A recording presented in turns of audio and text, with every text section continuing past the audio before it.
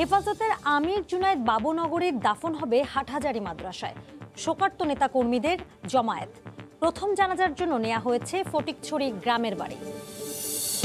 আদালত থেকে হাজতে নেয়ার সময় টানা হেঁচড়ায় পড়ে গেলেন চিত্রনায়িকা পরিমণি। দেয়া হয়নি জামিন, মাদক মামলায় আবারও একদিনের রিমান্ডে। ফার্মেসিতে মডার্নার টিকা জব্দের ঘটনায় মামলা, ব্যবস্থাপনাকে দুষছেন বিশেষজ্ঞরা। করোনায় ১৫০ শতাধিক মৃত্যু, হাসপাতালে বেড়েছে ডেঙ্গু রোগীর সংখ্যাও। এবং মেট্রো রেলের ৩ সেট ট্রেন এখন দিয়াবাড়ির ডিপোতে। কালো চলবে কোচ আনলোডিং। ১৯ ধাপে যাচাই হবে চলাচলের সক্ষমতা।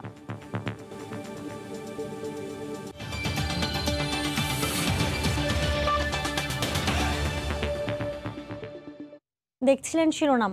জনপদের সময় সঙ্গে আছি আমি জেনিফার কামাল। বরিশালে ইউএনওর বাসায় হামলার ঘটনায় আওয়ামী লীগের কেউ জড়িত থাকলে ছাড় দেয়া হবে না বলে হুঁশিয়ারি করে দিয়েছেন আওয়ামী লীগের সাধারণ সম্পাদক ওবায়দুল কাদের।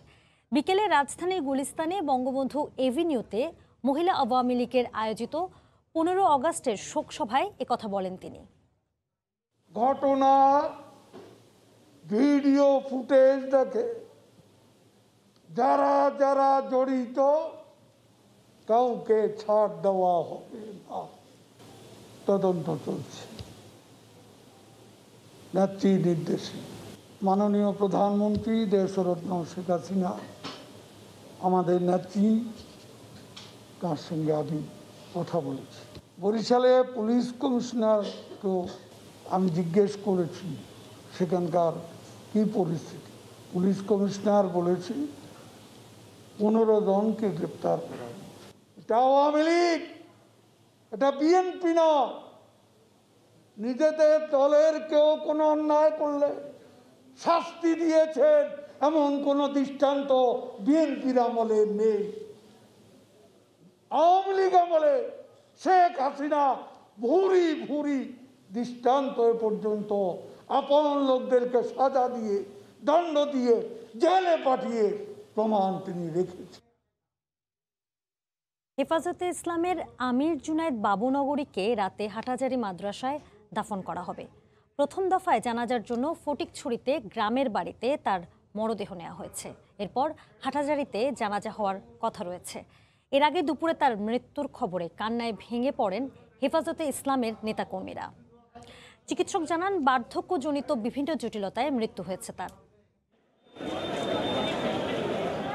হেফাজতের আমির জুনায়েদ বাবুনগরীর মৃত্যুর খবরে হাটহাজারী মাদ্রাসায় ভিড় করেন বিপুল সংখ্যক মানুষ। মাদ্রাসার শিক্ষার্থী থেকে শুরু করে হেফাজতের নেতাকর্মীরাও ছুটে আসেন। বুধবার সন্ধ্যার পর হাটহাজারী মাদ্রাসায় হঠাৎই অসুস্থ হয়ে পড়েন আল্লামা বাবুনগরী। তার শারীরিক অবস্থার অবনতি হলে বৃহস্পতিবার বেলা ১১টার দিকে হাসপাতালে নেওয়া হয়। আধা ঘন্টা পর ডাক্তাররা মৃত ঘোষণা করেন হেফাজতের আমির বাবুনগরীকে। হুজুরের যে শূন্যতা, এই শূন্যতা পূরণ হচ্ছে না। আমাদের বড় হুজুর চলে গেছেন, তার শূন্যতা পূরণ হয় নাই, হুজুর তার শূন্যতা পূরণ হবে না। আল্লাহ পাক যেন হুজুরের যতগুলো নেক কাজ আল্লাহ করে গিয়েছেন সমস্ত কাজগুলো আল্লাহ পাক যেন কবুল করেন। উনি নিঃস্বার্থভাবে এখানে শুধুমাত্র ইসলামের জন্য কাজ করে গেছেন। সারা বাংলাদেশের মধ্যে উনি হাদিসের মধ্যে ওনার মতো তো আর কেউ মেসাল ছিল না ওনার। বিকেলে মরদেহ নেওয়া হয় গ্রামের বাড়ি ফটিকছড়িতে। স্বজনদের দেখানোর পর আবারও আনা হবে হাটহাজারীর মাদ্রাসায়। সেখানে জানাজা শেষে দাফন করা হবে মাদ্রাসার কবরস্থানে। মাদ্রাসার শোরাপক্ষে যে সিদ্ধান্ত দেন ওই সিদ্ধান্ত গ্রহণ করে তাকে দাফন কাফন করা হবে। বৃহস্পতিবার দুপুর ১২টার দিকে চট্টগ্রাম নগরীর সিএসসিআর নামে একটি বেসরকারি হাসপাতালে মারা যান হেফাজতে ইসলামের আমির জুনায়েদ বাবুনগরী। হাসপাতালে জড়ো হন শত শত কর্মী। তার মৃত্যুতে কান্নায় ভেঙে পড়েন স্বজন ও হেফাজতের নেতাকর্মীরা। রাত্রে খাওয়া দাওয়া করে ঘুমাইছেন, ওষুধ খাইছেন, সুন্দর মতো সকালে উঠছেন, ৮টার দিকে আমার সাথে কথা বলছেন। আমি বলতেছি শীত শীত লাগতেছে, গায়ে একটা মালসি দিয়েছি, ওইদিকে পিড়ে শুয়েছেন। ৮ ঘন্টা প্রায় কি ১ ঘন্টা পরে হুজুরের চেঞ্জ পাচ্ছি না। হুজুর তো শরীর একবারে ভালো ছিল। আর রাত্রে গতকাল কেউ নাজিরাট মাদ্রাসায় একদম পড়াইছে, রাত্রে ভালো ঘুমাইছে, সবকিছু ভালো। মানে মৃত অবস্থায় পাইছি আমি। মানে আমরা 12:30-এর দিকে আমরা মৃত টাইমটা করছি। আর হুজুর তো আগে থেকে কিডনির সমস্যা ছিল, ক্রনিক কিডনির সমস্যা ছিল, ডায়াবেটিস ছিল, হাইপারটেনসিভ ছিল, আইএসডি সমস্যাগুলো ছিল। ৬৭ বছর বয়সী আল্লামা জুনায়েদ বাবুনগরী দীর্ঘদিন ধরে হৃদরোগ, কিডনি ও ডায়াবেটিস সহ বার্ধক্যজনিত নানা রোগে ভুগছিলেন। আল্লামা আহমদ শফির হাত ধরে হেফাজতে ইসলামের নেতৃত্বে এসেছিলেন তিনি। আল্লামা আহমদ শফির মৃত্যুর পর হেফাজতে ইসলামের আমিরের দায়িত্ব নেন আল্লামা জুনায়েদ বাবুনগরী। সময় সংবাদ, চট্টগ্রাম। এই মুহূর্তে চট্টগ্রামের হাটহাজারীতে আছেন সহকর্মী শফিকুল আলম। বিস্তারিত জানতে সরাসরি যাচ্ছি তার কাছে। শফিক, জেনিফার, যেটি বলতে পারি বিকেল 4টার দিকে চট্টগ্রামের এই যে হাটহাজারী মাদ্রাসা থেকে জোনায়েদ বাবুনগরীকে তার গ্রামের বাড়ি ফটিকছড়ির বাবুনগরে নিয়ে যাওয়া হয়েছিল। সেখান থেকে তার মরদেহ এখনো পর্যন্ত আনা হয়নি, তবে কিছুক্ষণের মধ্যে তার মরদেহ এখানে হাটহাজারীর মাঠে আনা হবে বলে আমরা জানতে পেরেছি। কারণ জানাজা হবে একটি জানাজার মাধ্যমে একটি জানাজাই হবে, আর সেটি হবে হাটহাজারী দারুল উলুম মঈনুল ইসলাম মাদ্রাসা। আপনাকে যে দৃশ্যগুলো দেখাচ্ছি এটি হচ্ছে চট্টগ্রাম খাগড়াছড়ি মহাসড়ক। এই মহাসড়কে আপনি দেখতে পাচ্ছেন দূর দূরান্ত থেকে হাজার হাজার ভক্তরা, হাজার হাজার অনুসারীরা কিন্তু জোনায়েদ বাবুনগরীর জানাজায় অংশ নেওয়ার জন্য তারা ভিড় করছেন এবং তারা আসছেন। এটি বিকেল থেকে কিন্তু হাজার হাজার মুসল্লিরা, হাজার হাজার মানুষ এবং কওমি যে অনুসারীরা এবং জোনায়েদ বাবুর ভক্তরা তারা আসছেন। এবং আপনি এই ক্যামেরার মাধ্যমে হয়তো দেখছেন কীরকম মানুষের কীরকম ভিড়। এর আগেও আমরা যখন আহমদ শফির জানাজাও দেখেছিলাম লাখো মানুষের ভিড় হয়েছিল। এবার তারা ধারণা করছে অন্তত লাখ মানুষ না হলে অর্ধ লক্ষ মানুষ এই জানাজায় অংশগ্রহণ করবেন, সেরকমই তথ্য আমরা পাচ্ছি। ইতিমধ্যে কিন্তু চট্টগ্রামে আশেপাশে যে উপজেলাগুলো রয়েছে সেখান থেকে তো মানুষজন আসছেন, পাশাপাশি রাজশাহী, খুলনা, বরিশাল, সিলেট সহ বিভিন্ন ঢাকা সহ বিভিন্ন এলাকা থেকে বাস যুগে কিন্তু তারা আসছেন আল্লামা জোনায়েদ বাবুনগরীর জানাজা অংশ নিতে। এই যে বাবুনগরী চলে গেলেন, এই কারণেই কিন্তু তারা যে আলেম ওলামারা রয়েছে তারা বলে অপূরণীয় ক্ষতি হলো। এবং তিনি যে ইসলামী দাওয়াত দিয়েছেন এবং ইসলামী শিক্ষায় তার অবদান ছিল, এবং পাশাপাশি তিনি যে শিক্ষাবিদ ছিলেন এবং সুবক্তা ছিলেন সেটি, এবং পাশাপাশি এই দিনে দাওয়াতের জন্য তার যে শ্রম, তিনি যে শ্রম দিয়েছেন সেটি মুসলিম বিশ্বের এই যে দিন শিক্ষা বড় ধরনের ক্ষতি হয় বলে তারা জানিয়েছেন। আপনি হয়তো জানেন আল্লামা জোনায়েদ বাবুনগরী একাধারে তিনি ছিলেন হেফাজতে আমির ছিলেন এবং বেফাকুল মাদ্রাসাল আরাবিয়ার তার সহসভাপতি ছিলেন এবং এই হাটহাজারী মাদ্রাসার শিক্ষা পরিচালক ছিলেন এবং অনেকগুলো দায়িত্ব তিনি পালন করেছেন। পাশাপাশি এবং দিনে দাওয়াতেও তিনি তার অবদান রেখেছেন। তো যেটি বলতে পারি সর্বশেষ সেটি হচ্ছে হাজারো মানুষ এখনো অপেক্ষায় আছে যে জোনায়েদ বাবুনগরীকে একটু দেখার জন্য, শেষবারের মতো তাকে দেখার জন্য হাজারো মানুষ দেশের বিভিন্ন এলাকা থেকে এসে জড়ো হয়েছেন শুধু জোনায়েদ বাবুনগরীকে একটু দেখার জন্য। কিছুক্ষণ পর তার গ্রামের বাড়ি থেকে এই মাদ্রাসা কিন্তু বাবুনগরীকে আনা হবে। এখানে 11টায় তার জানাজা অনুষ্ঠিত হবে এবং এখানেই আল্লামা আহমদ শফির পাশে তাকে দাফন করা হবে। এই ছিল সর্বশেষ তথ্য। আমির জুনায়েদ বাবুনগরীর জানাজার প্রস্তুতি সবশেষ খবর জানাচ্ছিলেন চট্টগ্রামের হাটহাজারী থেকে সহকর্মী শফিকুল আলম। আদালত থেকে হাজতে নেয়ার সময় টানা হেঁচড়ায় পড়ে গেলেন চিত্রনায়িকা পরিমণি। তার আইনজীবী বলছেন নারী ও অসুস্থ বিবেচনায় তাকে জামিন দিতে পারত আদালত। রাষ্ট্রপক্ষের আইনজীবীরা বলছেন আগের জিজ্ঞাসাবাদে এলোমেলো তথ্য দেওয়ায় তাকে একদিনের রিমান্ড দেওয়া হয়েছে।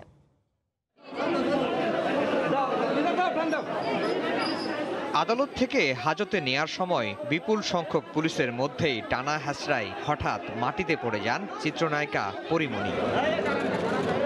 এর আগে বৃহস্পতিবার সকাল 11:30টার দিকে পরীকে তোলা হয় আদালতে। জনাকীর্ণ আদালতে শুরু হয় রিমান্ড ও জামিন শুনানি শেষে পরিমণিকে একদিনের জিজ্ঞাসাবাদে সিআইডিতে পাঠানো হয়। খারিজ হয়ে যায় জামিনের আবেদন। পুনরায় রিমান্ডে নেয়াকে অযৌক্তিক দাবি করে তার আইনজীবী বলছেন নারী ও অসুস্থ বিবেচনায় জামিন পাওয়ার যোগ্য ছিলেন পরি। সে অসুস্থ, দীর্ঘদিন রিমান্ডে ছিল এবং তার যে লাইফস্টাইল সেই লাইফস্টাইল অনুযায়ী সে এখানে থাকতে পারছে না, তার নিয়মিত ওষুধ নিতে হয় এবং সে মানসিকভাবে এবং শারীরিকভাবে সে দুর্বল হয়ে পড়েছে। এদিনও আদালতে উপস্থিত ছিলেন তার নানা। পরিমণিকে দেখতে ভিড় ছিল আইনজীবী ও সাধারণ মানুষের। এজলাসে ভিড় সামলাতে হিমশিম খেতে হয় বিচারককেও। আদালতে পরিমণি আইনজীবীকে জানান কারাগারে কষ্টে আছেন তিনি। পরিমণি সাথে আমাদের কথা হয়েছে, সে বলেছে যে আমি থাকতে পারছি না, আমি অসুস্থ, আমি এইভাবে যে বেশি দিন থাকি আমার অবস্থা খুবই সংকটাপন্ন হতে পারে, আপনারা দয়া করে আমার ব্যবস্থা করেন। রাষ্ট্রপক্ষ বলছে আগের রিমান্ডে বিভ্রান্তিকর তথ্য দিয়েছে সে। নারী, অসুস্থ ও সামাজিক মর্যাদা কোনো বিবেচনাতেই এখনই জামিন পাওয়ার যোগ্য নন তিনি। আগে যে জিজ্ঞাসাবাদ করা হয়েছিল সে অনেক বিভ্রান্তিমূলক বক্তব্য দিয়েছে, এগুলো যাচাই বাছাই করা দরকার। প্লাস এই যে সে কিন্তু এখনো বলে নেই যে এই যে মাদকগুলি সে কোত্থেকে পেয়েছে। একদিনের রিমান্ড শেষে শনিবার আবারও পরিমণিকে আদালতে হাজির করার কথা রয়েছে। ওই দিন আবারও জামিন চাওয়ার কথা জানিয়েছেন তার আইনজীবীরা। গত 4 আগস্ট রাজধানীর বনানীর বাসা থেকে পরিমণিকে গ্রেফতার করে র্যাব। বাসা থেকে উদ্ধার করা হয় মদ, এলএসডি ও আইসের মতো মাদক। 2 দফায় 6 দিনের রিমান্ড শেষে 13 আগস্ট কারাগারে পাঠানো হয় পরিমণিকে। আফজাল হোসেন, সময় সংবাদ, ঢাকা। একদিকে করোনা টিকার জন্য কেন্দ্রে কেন্দ্রে ভিড়, হাহাকার, অন্যদিকে মূল্যবান টিকা এখন মিলছে পাড়া মহল্লার ফার্মেসিতে। স্বাস্থ্য মন্ত্রণালয় বলছে তদন্ত করে এই ঘটনার পেছনে কারা জড়িত তা বের করার উদ্যোগ নেওয়া হচ্ছে। দেশে কোভিড টিকার ক্ষেত্রে দিনকে দিন বাড়ছে চাহিদা। নিবন্ধনের পরও SMS না পাওয়ার কারণে বাড়ছে প্রতীক্ষার প্রহর। কারণ ভান্ডারে টিকা স্বল্পতায় কৌশলগতভাবেই চালানো হচ্ছে ভ্যাকসিনেশন কার্যক্রম। এর মধ্যে বুধবার রাতে দেশে সরকারি টিকা পাওয়া গেছে ফার্মেসিতে। গেল 7 মাস ধরে দেশে টিকা কার্যক্রম চললেও এই প্রথম ভ্যাকসিন বাইরে পাওয়ার নজির তৈরি হলো। খোদ স্বাস্থ্য বিভাগের কর্মকর্তারাও এই ঘটনায় স্পষ্ট কিছু না জানিয়ে বলছেন তদন্ত করা হচ্ছে কারা ভ্যাকসিন স্টোরেজের বাইরে নিয়েছে। প্রশাসন ব্যবস্থা নিচ্ছে, অবশ্যই এটা ইনভেস্টিগেশন চলতেছে, তদন্ত কমিটি হচ্ছে, আমি যতটুকু জানি। এদিকে দক্ষিণখানে ভ্যাকসিনের অবৈধ মজুদ পাওয়া নিয়ে আইনশৃঙ্খলা রক্ষা বাহিনীও নড়েচড়ে বসছে। তাদের দাবি গোয়েন্দা নজরদারি আরও বাড়ানো হবে। টিকা যাতে কেউ এই ধরনের বিভিন্ন জায়গা থেকে চুরি করে বা অন্য কোনোভাবে বা ভেজাল টিকা কোথাও বিক্রি বাজারজাত করতে না পারে বা কোনো জায়গায় পুশ করতে না পারে, এই জন্য কিন্তু সারা ঢাকা শহরে আমাদের নজরদারি অব্যাহত আছে। যদি এই ধরনের কোনো তথ্য আমরা পাই তাৎক্ষণিক আমরা ব্যবস্থা নেব। তবে স্বাস্থ্য খাত নিয়ে কাজ করা বিশ্লেষকদের দাবি, ব্যবস্থাপনায় ত্রুটি নাকি গাফিলতি সেটি দ্রুত উদ্ঘাটন করা জরুরি। এটা অবশ্যই আমাদের কিছু ল্যাপসেস, আমাদের দুর্বলতা স্টোরেজ ডিস্ট্রিবিউশন সিস্টেমের মধ্যে আছে। এটা যেন এরকমের জন্য পুনরাবৃত্তি না হয়, এই জন্য জরুরি ব্যবস্থা নেওয়া। দেশে এখন পর্যন্ত নিবন্ধন করেও টিকা না পাওয়া ব্যক্তি প্রায় 2.25 কোটি। অথচ দিনে প্রথম ডোজ দেওয়া হচ্ছে 2 লাখেরও কম। এ হারে টিকা দেওয়া হলে বর্তমানে নিবন্ধন করা সব ব্যক্তির প্রথম ডোজ নিশ্চিতেই সময় লেগে যাবে 3 মাসেরও বেশি। ফারুক ভাইয়া, রবিন, সময় সংবাদ, ঢাকা। করোনায় প্রাণহানি ও শনাক্তের হার কমছে। 24 ঘন্টায় সারা দেশে আজও প্রাণহানি 150 শতাধিক।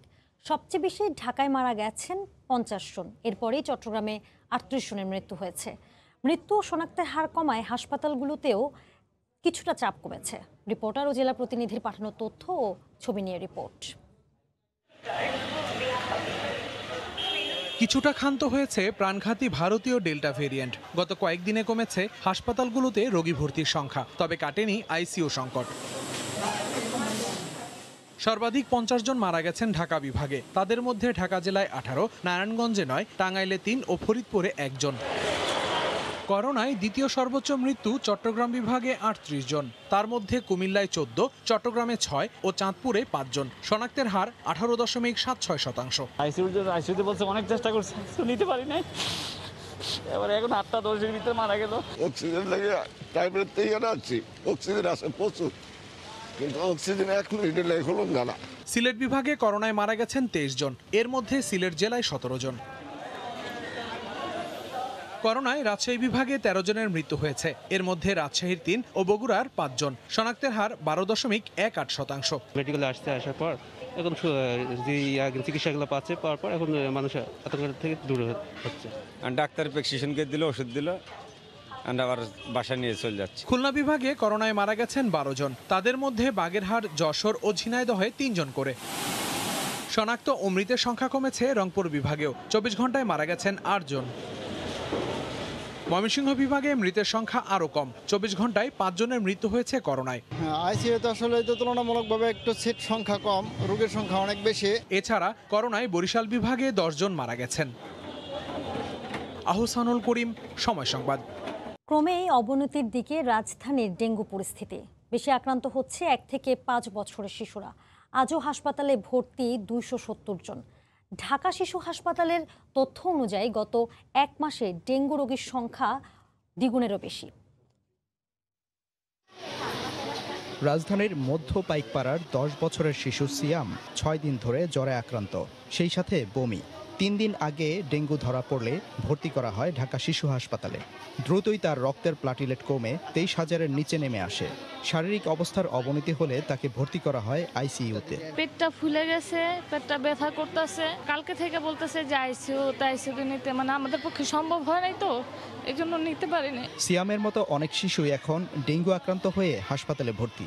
তাদের মধ্যে 1 থেকে 5 বছর বয়সী শিশুই বেশি। এদের অনেকেই জ্বরে আক্রান্ত হলে প্রথমে ভাইরাসজনিত জ্বর মনে করে দেরি করায় শারীরিক অবস্থা খারাপের দিকে চলে যায়। ফার্টিলেটে একবার মানে উঠানামা করতেছে, একদিনের মধ্যে হুট করে অনেক বাড়ে আবার কমে যায়। যদি জ্বরের সাথে কিছু ওয়ার্নিং সাইন আমরা বলি যে বিপদ সংকেত, যেমন বাচ্চার পেটে ব্যথা, লুজ মোশন, বমি বা বাচ্চা খেতে পারছে না, এমন যদি হয় বাচ্চাকে দ্রুত হাসপাতালে ভর্তি করার ব্যবস্থা করে। প্রতি বছর বৃষ্টির সময় জুলাই থেকে সেপ্টেম্বর পর্যন্ত দেশে ডেঙ্গু পরিস্থিতির অবনতি হয়। তাই বিশেষজ্ঞদের পরামর্শ, এই সময়টাতে নগর কর্তৃপক্ষের তৎপরতার পাশাপাশি সতর্ক থাকতে হবে জনগণকেও। সিটি কর্পোরেশনের কার্যক্রম, জনগণের সম্পৃক্ততা এবং মিডিয়ার ভূমিকা, এই সবগুলো কিন্তু এই সেপ্টেম্বর মাস পর্যন্ত আমাদের চলমান থাকতে হবে। এবছর ডেঙ্গু আক্রান্ত হয়ে ঢাকা শিশু হাসপাতালে রোগী ভর্তি হয়েছে 229 জন। এর মধ্যে শুধু আগস্টেই ভর্তির সংখ্যা 214 জন, আর মারা গেছে 5 জন। সাদিকুর রহমান, সময় সংবাদ, ঢাকা। বহুল প্রতীক্ষিত মেট্রো রেলের 3 সেট ট্রেন এখন দিয়াবাড়ির ডিপোতে। আগের 2 সেট কোচের সঙ্গে আজ যুক্ত হয় জাপানের কাওয়াসাকি থেকে আসা আরও 1 সেট। এরপর প্রায় 19 ধাপের নানা পরীক্ষা নিরীক্ষা হবে কোচগুলোর। উত্তরার তুরাগ তীরের মেট্রো রেলের যেটি, যেখানে 4টি বার্জে একে একে আনলোডের অপেক্ষায় 2টি ট্রেন সেটের 12টি কোচ। বৃহস্পতিবার সকালে নির্ধারিত সময়ই শুরু হয় কোচগুলোর আনলোড প্রক্রিয়া। সতর্কতার সাথে ক্রেনে করে ধীরে ধীরে এক একটি কোচ তুলে আনা হয় ট্রেইলারে। অত্যন্ত স্পর্শকাতর এই কার্যক্রম সম্পন্ন করতে মেট্রো রেল সংশ্লিষ্ট কর্তৃপক্ষের ছিল বাড়তি সতর্কতা, ছিল বাড়তি আয়োজন, নিরাপত্তা। লিফটিং এর মাধ্যমে ট্রেইলারে ওয়াগন ওঠানো, ট্রেইলারের মাধ্যমে নিয়ে যাওয়া ডিপোর ভিতরে। 100% সেফটি এনশিওর হওয়ার পর আমরা এই ট্রেনগুলো লিফটিং করতেছি। সময়ের সঙ্গে পাল্লা দিয়ে এগিয়ে চলছে স্বপ্নের মেট্রো রেলের কাজ। সেই স্বপ্নযাত্রায় আরেক ধাপ সফলতা, তৃতীয় ও চতুর্থ ট্রেন সেটের 12টি কোচের এই আনলোড প্রক্রিয়া। আনলোড শেষে উত্তরার ডিপোতে প্রতিটি কোচকেই প্রায় 19টি কারিগরি পরীক্ষায় উত্তীর্ণ হতে হবে। প্রথমে পারফরমেন্স টেস্ট করা হবে বিভিন্ন ট্রেনের, বিভিন্ন ইকুইপমেন্টের, তারপরে আমাদের আছে জয়েন্ট ইন্সপেকশন আছে, বিভিন্ন সিস্টেম ইন্সপেকশন আছে। এগুলোর ধাপগুলো নির্ধারিত করা এবং উইথ সেফটি। কোচগুলো শক্ত করে বেঁধে ট্রেইলার যাত্রা করে উত্তরার মেট্রো রেলের ডিপোতে। প্রতিটি কোচ যেটি থেকে ডিপোতে পৌঁছে আবার নতুন একটি কোচ আনলোডে অংশ নিতে ট্রেইলারের লাগে অন্তত 1 ঘন্টা সময়। শুক্রবার বাকি ট্রেন সেটের 6টি বগি আনলোড করে নেওয়া হবে উত্তরার ডিপোতে। রাশেদ বাপ্পি, সময় সংবাদ, ঢাকা। প্রায় 5,000 কোটি টাকা বিনিয়োগের লক্ষ্যমাত্রা নিয়ে যাত্রা শুরু হচ্ছে বেসরকারি সিটি হাইটেক পার্কের। রাজধানী ডেমরায় প্রায় 115 একর জমিতে পার্কটি গড়ে তুলবে দেশের শীর্ষস্থানীয় শিল্পগোষ্ঠী সিটি গ্রুপ। এই পার্কে বিনিয়োগকারীদের জন্য থাকবে 14টি প্রণোদনা সুবিধা সহ বাংলাদেশ হাইটেক পার্ক কর্তৃপক্ষ থেকে ওয়ান স্টপ সেবাও। পার্কটি চালু হলে কর্মসংস্থান হবে প্রায় 15,000 মানুষের। বিশ্বের বুকে বাংলাদেশকে তথ্য প্রযুক্তির হাব হিসেবে পরিচিত করতে সরকারি উদ্যোগে গড়ে উঠছে 39টি হাইটেক পার্ক। ইতোমধ্যে বঙ্গবন্ধু হাইটেক সিটিতে উৎপাদিত প্রযুক্তি পণ্য রপ্তানি হচ্ছে বিদেশে। এবার সরকারের পাশাপাশি বেসরকারি হাইটেক পার্ক স্থাপনে এগিয়ে এলো দেশের বৃহৎ শিল্পগোষ্ঠী সিটি গ্রুপ। ঢাকার ডেমরায় প্রায় 115 একর জমিতে প্রস্তাবিত সিটি হাইটেক পার্ককে গত মে মাসে বেসরকারি হাইটেক পার্ক হিসেবে ঘোষণা করেছে বাংলাদেশ হাইটেক পার্ক কর্তৃপক্ষ। এর প্রায় 3 মাস পর বৃহস্পতিবার আনুষ্ঠানিকভাবে হলো চুক্তি সম্পাদন। সিটি গ্রুপ জানিয়েছে এই পার্কে microprocessor, chip design, circuit design, mobile ও ল্যাপটপ উৎপাদন এবং সংযোজন হবে। দেশি বিদেশি বিনিয়োগকারীদের উৎসাহিত করা হবে। অর্থ হাইটেক পার্কে আনুমানিক আমরা 5,000 কোটি টাকায় বিনিয়োগ করা হবে এবং 15,000 লোকের কর্মসংস্থান ব্যবস্থা করা হবে। ডরমেটরি ও এর সাথে একটি সায়েন্স পার্ক স্থাপন করা হবে।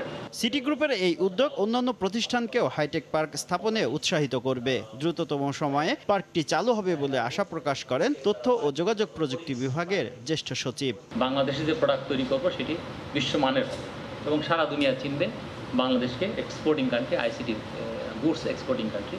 সেই জায়গায় এক নতুন সংযোজন হলো আরেকটি নতুন পালক যোগ হলো। সিটি গ্রুপকে আন্তরিকভাবে ধন্যবাদ জানাচ্ছি যে ওনারা এই মানে অ্যাডভান্স চিন্তা ভাবনাটি করেছেন। এটা অ্যাডভান্স টেকনোলজির অ্যাডভান্স চিন্তা। বাংলাদেশ হাইটেক পার্ক কর্তৃপক্ষের মাধ্যমে 2020 সাল পর্যন্ত তথ্য প্রযুক্তি খাতে প্রায় 21,000 মানুষের কর্মসংস্থান হয়েছে। শুভ খান, সময় সংবাদ, ঢাকা। 2 সন্তানকে ফিরে পেতে বাংলাদেশের উচ্চ আদালতে মামলা করলেন জাপানি নারী। সন্তানদের জন্য উদ্বিগ্ন হয়ে ছুটে এসে মামলা করেন তিনি। আগামী 31 অগস্ট শিশুদের হাজির করতে বলেছেন আদালত। সন্তানদের নিয়ে জাপানি মায়ের আইনি লড়াইয়ে সে গল্প শোনাচ্ছেন আফজাল হোসেন। দূরত্ব প্রায় 5,000 কিলোমিটার, তবে পরীক্ষিত বন্ধু বাংলাদেশ ও জাপান। বন্ধু দুই দেশের 2 নাগরিকের পারিবারিক ইস্যু গড়ালো আদালতে। যে ইস্যুতে এর আগে মামলা হয়েছিল জাপানে, সেই একই ইস্যুতে এবার বাংলাদেশের আদালত পাড়ায় জাপানি নারী, বিবাদী বাংলাদেশি এক পুরুষ। একটু পেছনে ফেরা যাক।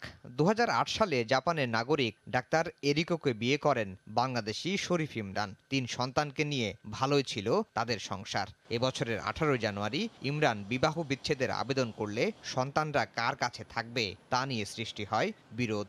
বিষয়টি গড়ায় টোকিও আদালতে। সেই আদালত থেকে রায় আসে মা এরিকোর পক্ষে।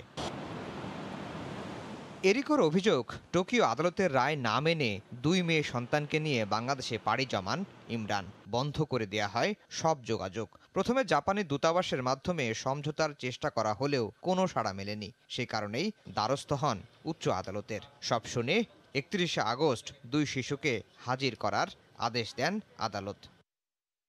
এরিকো জানান 2 সন্তানকে নিয়ে উদ্বিগ্ন তিনি। 2 বার তাকে দেখা করতে দিলেও সেই স্মৃতি ছিল ভয়াবহ। আমি আমার সন্তানদের ফিরে পেতে চাই। সন্তানদের ভবিষ্যৎ নিয়ে আমি উদ্বিগ্ন। তাদের অনুপস্থিতি আমাকে কাঁদায়। আমি একজন গর্বিত মা। এই মামলার দিকে নজর রাখছে জাপানও।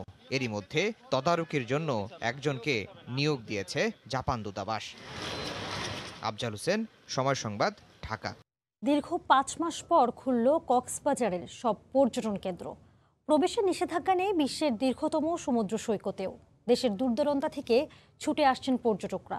এতে দারুণ খুশি ব্যবসায়ীরা। লোকসান কাটিয়ে ওঠার স্বপ্ন দেখছেন তারা। আরও জানাচ্ছেন সুজাউদ্দিন রুবেল। সাগরের বিশালতা আর নোনা জল, বালিয়াড়িতে ছুটাছুটি, এসবের টানে সৈকত শহর কক্সবাজারে ছুটে আসেন হাজার হাজার পর্যটক। করোনার কারণে দীর্ঘদিন বন্ধ থাকার পর অবশেষে উন্মুক্ত করে দেওয়া হয় সমুদ্র সৈকত। দেশের দূর দূরান্ত থেকে ছুটে আসছেন শত শত পর্যটক। বাচ্চাদের নিয়ে, পরিবার নিয়ে খুব ভালো লাগছে। মানসিক ফ্রেশনেসের কারণে এখানে আসা, স্বাস্থ্যবিধি মেনেই ঘোরাফেরা করছি। পর্যটক আসায় সবচেয়ে বেশি খুশি ব্যবসায়ীরা। যদি এভাবে থাকে তাহলে ইনশাল্লাহ আমরা করে দাঁড়াতে পারবো। যতবার লস পাইছি এটা টাকাটা উঠতে পারে। সরজমিনে দেখতে সৈকতে আসেন জেলা প্রশাসক। সর্বোচ্চ 50%-এর বেশি কোন অবস্থাতেই তারা বুকিং নেবেন না। আমরা কিন্তু এগুলো নিবিড়ভাবে পর্যবেক্ষণ করছি। 4.5 মাসে কক্সবাজারের পর্যটনের সব খাতে ক্ষতি হয়েছে প্রায় 5,000 কোটি টাকা। সুজাউদ্দিন রুবেল, সময় সংবাদ, কক্সবাজার। জানিয়ে দিচ্ছি জনপদের সময়ের শিরোনামগুলো। হেফাজতের আমির জুনায়েদ বাবুনগরের দাফন হবে হাটহাজারী মাদ্রাসায়। শোকার্ত নেতা কর্মীদের জমায়েত। মরদেহ নেওয়া হয়েছে ফটিকছড়ি গ্রামের বাড়ি। এবং আদালত থেকে হাজতে নেওয়ার সময় টানা হেঁচড়ায় পড়ে গেলেন চিত্রনায়িকা পরিমণি। দেয়া হয়নি জামিন, মাদক মামলায় আবারও 1 দিনের রিমান্ডে। এই ছিল জনপদের সময়ে। সঙ্গে থাকুন সময়।